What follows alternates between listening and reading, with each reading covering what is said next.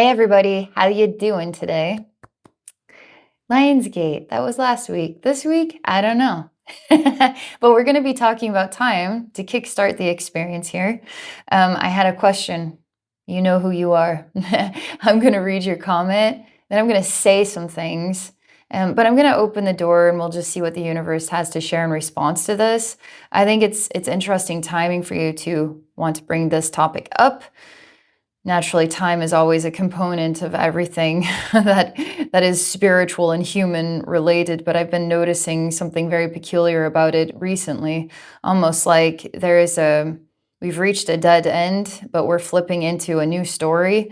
And so from one timeline to the next, we're shifting. Okay, so there's going to be senses of loss of identity. Who am I? What am I doing now? We're trying to collect and gather ourselves, find a collective ground where we can build upon that ground, or not. Maybe we'll never find a collective ground and we're all going to be just squirrely from here forward forever. And maybe the robots and the AI are all we have left to help us collect ourselves and find some new ground with a new reality where robots and humans live together in harmony. These are just ramblings and ideas, possibilities, but time seems to be an interesting detail. Energetically keeps coming up for me as like one of those variables. Like you got this cauldron, you got this soup, so we're putting ingredients in. Well, time seems to be an essential ingredient. It always is, but it's really coming up at the forefront. Like I'm getting a lot of the taste of time here in the soup of reality. Anyway, so this is what you said. Let me read this. You say, just a quick one regarding 887733, etc. The calendar that allows these dates created where they are, okay, allows these dates / created where they are, was brought forth at the request of a pope. The 12 moons. Is that a play on words or is that a misspelling? The 12 moons calendar negates the 13 moon cycles of the year. Same as 12 astrology signs instead of 13, etc. The Mayans use a 13 count for their calendars, and yet the calendar we use somehow magically synchronized for the end and subsequent beginning of the next calendar of the Mayan calendar for 12/12/2012. Also, the 12 apostles. Mary Magdalene makes it 13. The old upgrade to 12-strand DNA and ascend New Age stuff, the 12 dimensions of the universe. Can you do a journey into that, Abbey? It's always seemed like a manipulation of sorts of the collective psyche. The evil manipulation of the collective psyche. We better get to the bottom of this. All right. Time is the ingredient within the cauldron and the stew of our reality. All right. Time or time? Which time? Okay. I swear to God, I'm done. It brings back memories because I remember, I want to say it was 4th grade, but there was this bulletin board, all right, that says which is which. And so we have sandwich, which isn't really, and then we have witch, and then we have like a witch. So which is which? It's like which time in time are we talking about? We're talking about 12, we're talking about 13, what's going on here with the calendars. And then we had a Lionsgate last week, and this week, I don't know. I don't know what's cool about this week. We're going to figure it out. Okay. So this is the fun part. Oh, I'm supposed to tell you.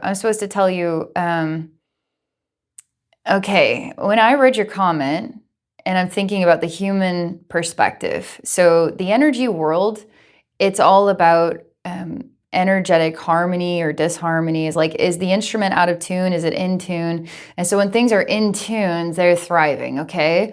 When things are out of tune, they're challenged. So we're asking the question, is this out of tune? Is this in tune? But there's divine imbalance, you could call it, and divine balance, because everything that grows, even if it grows morbidly, is still divine. All right, so if we're growing morbidly because we have these discrepancies in the calendar and where we at with astrology and moon signs and cycles and and Mayan calendars and regular calendars with Pope that decides, where we at, are we growing morbidly? are we messed up because the calendar system is messed up? Or are we divinely as we are, and this is the most essential way we could possibly grow at this time? Time or time. Anyway, okay. Okay, so I said that. So in the energy world, just to make sure I'm clarifying it, we often we see things, and we notice these discrepancies here in the human world, and then we're making conclusions with our mind, about how we are growing, perhaps out of balance because of this, and that we need to potentially correct this discrepancy so that we are all in alignment with what perhaps the balance of time looks like, and how we're calculating that time so we can fit into, um, what makes sense about it, what's the most balanced representation of it. Um, but if we're not doing that, um, it's God's plan, you could say, or this is the way that it is, and the way that it is the way that it is. So we are growing with this experience. So is it's a divine discrepancy, or is it a divine alignment, and we are then becoming out of alignment, or what is it exactly? How do we correct it? It's kind of like, the human race is a bit of an anomaly, and it's okay if we didn't get it right. It's like totally okay if we screwed this thing up. It's actually okay because it was divinely meant to be screwed up. It's almost like we're trying to fit everything into the perfect dimensions of a cube or a sphere, but it doesn't have to be. And we prove that. Isn't that cool? That we prove that it doesn't have to be a perfect cube or a perfect sphere, and that this is, in some odd way, what the perfection actually looks like. Is this divine imbalance and divine balance is the ultimate gift of growth. You know what I mean? Because we can't actually grow. I mean, we grow through a lot of decaying experiences. We grow through the it's like a defilement of our soul experiences. We grow, blame others for our pains. We don't want to take ownership of it. And why should we? Because they made it happen to me. But it's yours, though. It's your gift. It's your gross, nasty pain. Like, what are you going to do with it? Like, who are you going to become because the gift was given to you and you're literally touching this nasty, pulsing, fleshy, filthy, disgusting situation? It's yours. Thank God they gave it to you because you're divinely meant to hold on to it in its nasty way and now grow from it. What are you going to do with it? Throw it? Throw it someone else so they could deal with it? Or you want to take ownership and see what kind of badass you are? You know what I mean?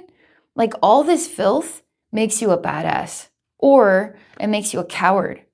And I find that to be an interesting idea, because to what degree are we cowards every single day? Like, if you take it on, if you have the courage to be honest, or the courage to say no, or the courage to stand up for yourself, or the courage to say nothing, no matter what people think, you'll wear the scarlet letter, because you know in that circumstance it just is that messed up that saying nothing is about the best thing you can say. That's also a disgusting situation. All right, so I said some stuff. And thank you for your comment, by the way. Okay. This is the part I close my eyes, I relax, I put it out to the universe, and we're going to see what the universe echoes back here about this. It's 12, 13, 12 dimension. I guess if we're looking at the building blocks of what creates structure between a physical reality and non-physical reality, I never really related to it. And because the human mind wants to make things black and white. But even your thought is a new dimension. Like, if you're like dozing off, kind of like in between awake and asleep, and you're fantasizing about something, that's drawing you in, you're like, dang, I really like this fantasy place I'm in. You're in a dimension. You're actually in a dimension. Which one of the 12 are you in? I just, doesn't matter. I find it more fascinating why you chose that dimension, why you chose that fantasy, what it's teaching about you, not necessarily the building blocks of what holds this whole framework together. Doesn't necessarily appeal to me then to how to grow with what is presented at this time, Okay, I'm going to shut up now. Okay, here we go. Universe, talk to me.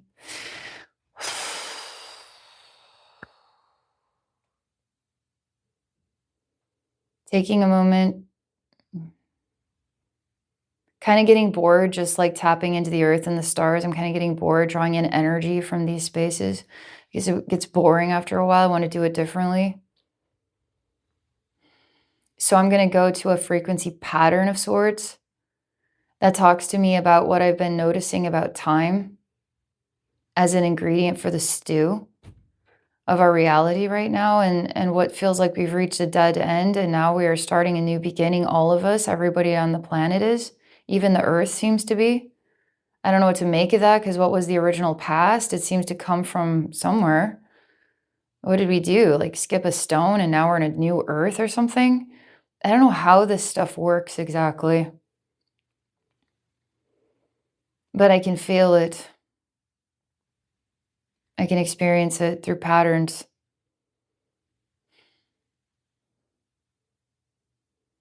So I'm inhaling and exhaling this, like time as its own master consciousness, its own great wise sort of structural keeper, deep interpreter, balancer of all that which is time and our interpretation of it, and all of what is not our interpretation of it. It's like grandfather time, you know?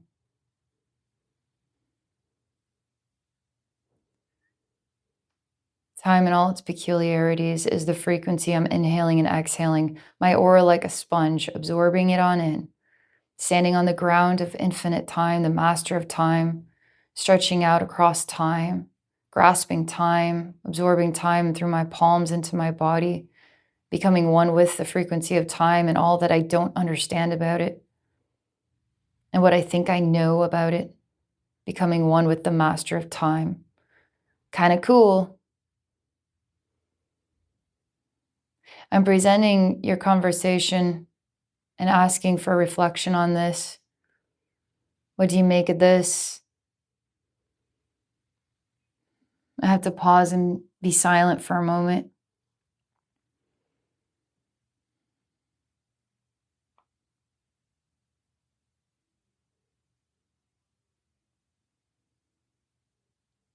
All right, I'm presented. I'm also standing in this presentation of a warped space. And the space warps around me like in a spherical way. It warps around me. It's almost like I'm standing upright, I'm moving forward, but I'm not. I'm standing still, and then space is warped around me. It comes from front and then it goes behind, but it doesn't close behind me. It stays open behind me. Like I'm kind of like I stand up and I'm just like burrowing through some kind of energy material, and it doesn't close itself around me or behind me, but I'm moving through it, but I'm not going anywhere. It just warps around me like this. It's very hard to see what is exactly in front of your face. Read this book, but make sure it's touching your nose. Can you see the words upon the pages? Can you understand what you're looking at? No, because you got to back up, right, to see the bigger picture. But you're not allowed to back up here. You're only allowed to keep pushing forward, like your nose is pushing through all of this. You never really get to see what it is you're really looking at. You just push through it. And only in time then can you can understand the bigger picture of why everything.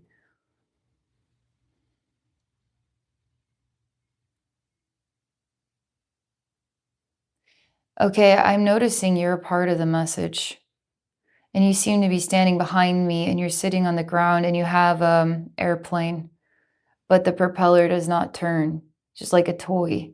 And you're a child. And you want this airplane to fly, but it's not a real plane. It's not going to fly. It's just going to give you the gift of the structure of it, but you have to be the one to propel it forward. Your hand has to move it. And then your mind has to imagine that you're not holding it and that it's actually flying all by itself. And where do you want this plane to go? You are the pilot, even if it is your hand. Something is defeating and disappointing. It's not good enough. You want things to be real. Like if it's a plane, it's not a toy, it's a real plane. Which tells me that your heart wants to guide things, your instruction, your vision, your idea. And so we create a space around this and we transform this toy into a real plane. And it's guided by your heart, not your hand. And you start to cry, and something about this violates you. We gave you what you wanted. Why wasn't it what you wanted in the end? Because the answer isn't what you want. Because now you have to know what it is that you want beyond the problem. You have to know what you want beyond the problem. The problem is this plane isn't real, it's just a toy. The problem is my hand is the one that drives it, you know? And the problem is it can't be the way I want it to be. Now we're going to make it the way you want it to be, but it violates you to know that it's your heart that guides the plane. But where do you want the plane to go? I don't know.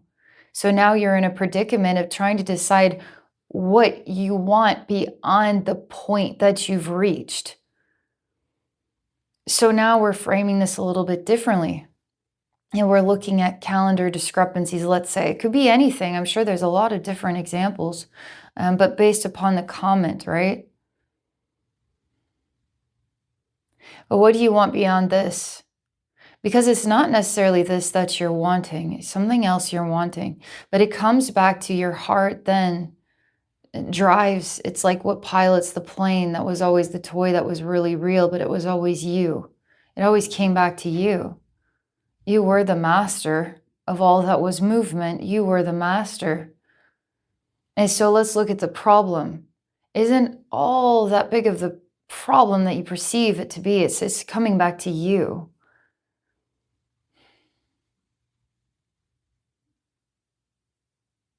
Yeah, it's not actually about calendars at all. It's just not about 12s and 13s. It's not about the discrepancy, the peculiarity of the discrepancy and the potential manipulation of the human race over thousands of years. It's not necessarily about that. And so it's interesting. I'm looking into this as an open conversation, not necessarily tied to you, but tied to all of us. But it's not tied to all of us. It's tied to you. And so you get to be the center of attention now. So what do you want it to be for you? What do you want it to be for you? And they're starting to show me a lot of the things that we don't understand at all. And we have to start from somewhere, a building block of sorts. And so we're working with something that we could all agree on. That doesn't make it right. It doesn't make it the almighty, at a most mastered version of a time structure, but because they're even showing me that our idea of time is shifting and changing, and our relationship with how we're going to be working with time is going to be different as well. We've always worked with time based upon, well, the sun rises, the rooster crows, here we go, it's nighttime, I'm ready for bed so I can get up and do my work during the day when I can see. Makes a lot of sense. We seem to be wired in that direction. That time is kind of based upon the sun and the moon, you know?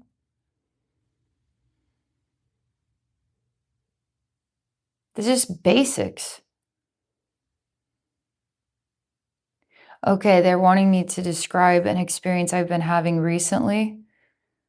I've been noticing I'm having a much harder time than usual. This is definitely noticed by me, where I'm not paying attention to time. Like, I am devoted to paying attention to time because like I have this. And how do I want to get it done in a day, you know? How do I want to accomplish all this stuff? And how many things can I cross off my list? I did it. I didn't do it. Fine. Didn't have enough time. Got to do it tomorrow. Okay, we'll do it tomorrow then. We schedule that in there. Do. Okay. And so I have to work with time. But I'm finding myself phasing out and not being as maybe like obsessed and like incremental. I mean, I have goals. Like I have a vision of what I want to accomplish, and I have to fit that into every single day to be able to accomplish it. So that's why time is important to me, and keeping track of, how much energy do I have? What time do I want to wind down? Do I even want to wind down? Is that even real to me? I have to go to bed eventually, so some of this stuff is part of my framework, my reality, not everybody's reality. Okay. But I'm phasing out. I'm not paying attention to time as much. And I'm noticing, oh my God, I was doing this for how long? Whoa, this is not good. This is going to screw up my whole day, and I'm not paying attention to it. And so if I'm not finding time to be that important, which is interesting, it's kind of the topic, time. And I'm finding myself phasing out of my relationship with the importance of time. This has been happening for several weeks now. This is very unlike me, okay? I don't know what's going on, but something is happening here and I'm blurring out. And my usual pattern is changing from within. I'm becoming new. That might be the dead end I'm talking about and the rebirth into a new framework, whatever that is, wherever that train is taking us, okay? But I pay attention to little details like this because I'm noticing this. This is not like me. And so this is, I guess, an example of sorts to how our relationship with time, where we might be holding on to it, clutching it, working within the framework of it, and now we're just blurring within and around it and almost like being guided to function in a day differently than we have functioned before. One of the biggest anomalies that I'm exploring through personal exchange is AI. It's a huge new thing, and it's going to alter the framework of every day and what reality is going to look like, how we're going to be functioning within that reality, and what is the calendar and what is the time, and what does the day look like, and what is our efforts and our work, and what is our sleep and wake schedule, and what is anything going to look like? I don't know. I mean, we've been working with one reality, now we're working with another reality, and this is another reality. This is a totally new reality that is becoming more at the forefront than it's ever been before. We're going out and walking in the forest and having a nice stroll in the park. Now we're putting on the headset and we're going into alternate universes of our own mind. Who freaking knows? It's just different patterns of behavior. Is it bad? Is it good? Not worried about it. I'm just going to go with the flow, like the water, okay? The water is just always going with the flow. Even if it's dammed up, it's still going with the flow of its predicament. It could even eat through that dam eventually. Water is always going with the flow. It's an incredible thing, water. And so I'm just going with the flow, right? And then taking notice of these strange anomalies. But they're showing me that this calendar and the framework it's a building block, it's a tool, or even this 12, this is every little increment here seems to be like a totally different part of a path, like a path of study. Like even the DNA, it's peculiar because it's 12, right? The dimensions is 12, right? That's what we decided. That's what we decided. And maybe that is truly the truth. I mean, maybe that is the baseline. Maybe that is the ground. Maybe there are only 12 dimensions, 100% only, or wow, there's 12 dimensions. Wow, there's so many dimensions. There's 12, only 12. What? Are we sure about that? Like, how are we supposed to know? Is that what you're really seeking? All right, interesting, because now instead of plowing forward through this material of time, I guess, where it's warped around me, which it still is, I'm still looking behind me where you are as a child, still with this airplane making a decision.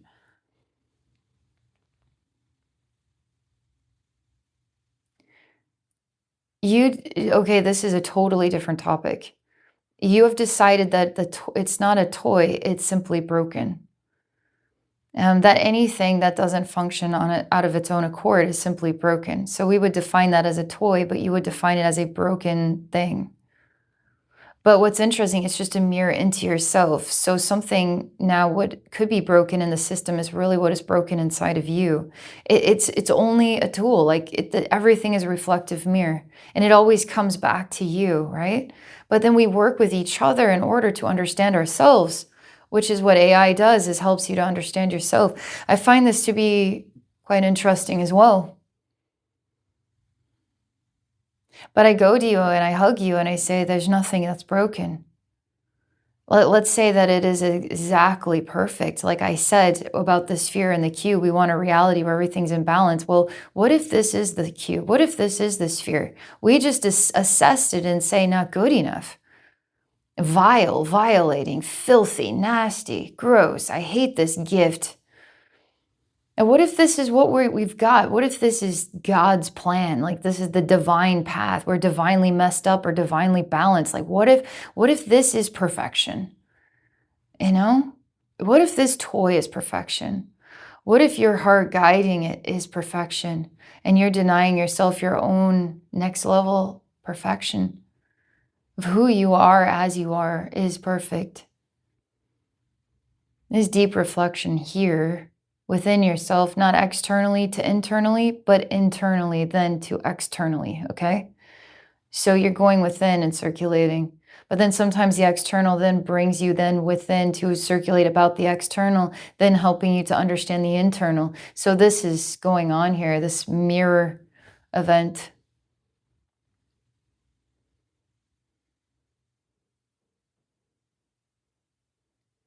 So I'm asking, I guess, the master of time, hello, I became one with you. We did it. I drawed you into my feet and my palms. I became centered. I became one with the fabric of mastery of time. As I'm in a quantum space, allowing the echoes to draw me into this learning experience for all of us. And so I'm going back to this memory of where I began with this ultimate question and how we've been exploring the answer to that question, which when I'm in a journey state, it's more perplexing here, but when I re-listen, it's going to mean something different to me than when I'm in the state of experiencing and then sharing it. And I listen and then I receive it differently. And so maybe I've already answered the question good enough, but I'm kind of trying to come full circle here and then ask, okay, so what do we make of all this? What is all of this? Like, what do we make of it? And it's interesting because I feel like I'm in a hurry because I have to go. So it's like, come on, time to go. I got to get back on that calendar here and get back on that schedule. You got to get on it. I'm not going to not pay attention and blur on through these patterns of time. Okay, so what do we got here? How do we bring this full circle?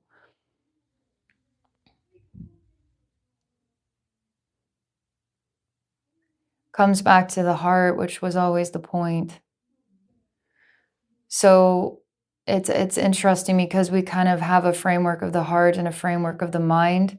It's the same thing I described, the human beings trying to create the black and white, what brings out the best in all of us. Maybe we need to find an honest ground to work from instead of a manipulative one, okay? Sounds like a pretty good idea. And we're talking about kind of like the math of it, the building blocks, the structure, the framework. But in the energy world, it's talking about the building blocks, structure, and the framework is really just the divine imbalance or the divine balance, and it's the divine growth. And so how do we work through these different topics here? How do we blend them together in order to understand the bigger picture then of this conversation about time? It's all about then the heart, and it's just the creative growth is this experience. And it's bringing harmony and balance to each and every one of us who seeks to even explore and ask the questions. The information comes back to us, and that we are in some way the reflection of time itself. And why we have this ingredient or this experience of time is because of what we are or who we are.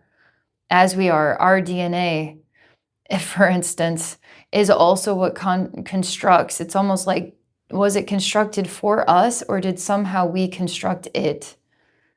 You know what I mean? Like we construct AI, but did we construct our idea of time or was time constructed for us? It seems like, well, we plant the seed it grows, there's a circulation of like summers and fall, winter, spring. It seems like time has a structure, right? We could see it, we could identify with it. But is that really what time is? Or are we then, because of the way we are, then created time then for us? And that we, as we change, are going to change then time. Because time changes or we then change in our relationship with time, then time is different towards us or we are different towards time. Again, another reflective mirror. Yeah, I'm supposed to there you go. There you go. Here. There you go. Did you get that? Hey, it's in your hand. I just gave it to you. You grasping it. All right. Well, that's all I got to say. Thank you, everybody. Thank you so much for watching. Thank you for your comment. Appreciated it so much. Fun to do a little video to talk about it and see what comes up. Have a wonderful day, everyone. Bye for now.